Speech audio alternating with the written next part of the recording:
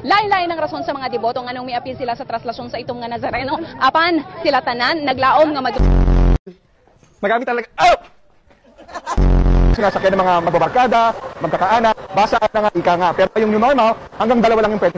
At kung mag-isa ka lang, dapat nasa dulo ka at naka-face mask pa rin. Pero isa nga, ito na po. Pasukin natin itong kanilang baby's room. Dito raw makikita yung, ilan nga sa mga drawing ng kanilang baby, maging ang kanilang mga laruan! Mga laruan! Sa kasalukuyan po, ayon sa Pag-asa, wala po silang namomonitor na sama ng loob o sama ng loob.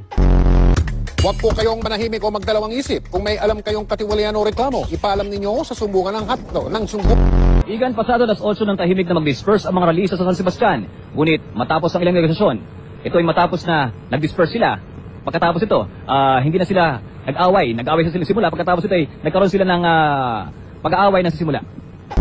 Mang Tani, so hanggang kailan ba tatagal itong mga pag-ulan natin? Matagal-tagal na rin, Mang Tani. May mga naninimaho na ng mga damit.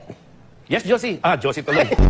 Yung ating wind map, makikita natin yung tuloy-tuloy na paglakas ng hangin habagat.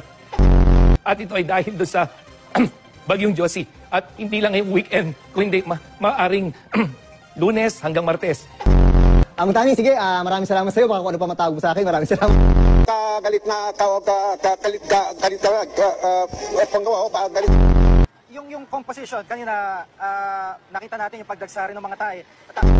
At nakakatuwa nga dito, Chi, kahit dito sa nakikita mo sa aking likuran, kahit hindi na nananawa yung mga tauhan ng simbahan dito, hindi sa physical distancing, yung mga tao na mismo ang tumatayo doon sa mga markings na nakalagay sa labas ng simbahan. At makikita natin na kahit nasa labas sila ng tindahan, nasa labas sila ng simbahan, ay makikita natin na hanggang sa ngayon, natutupad pa rin yung social distancing. Yun na muna ang latest. Kung isla na nabuo ngayong taon. Kung naalala ninyo, nitong Setyembre, may lumutang din na bagong isla sa Pakistan, dulot ng malakas na lindol na tinawag na Salsala Ko. Walang nakatira sa islang ito sa Pakistan dahil nagbubuga po ito. Pinamantala ng mga kawataan. Siyempre, papahuli ba tayo sa rides?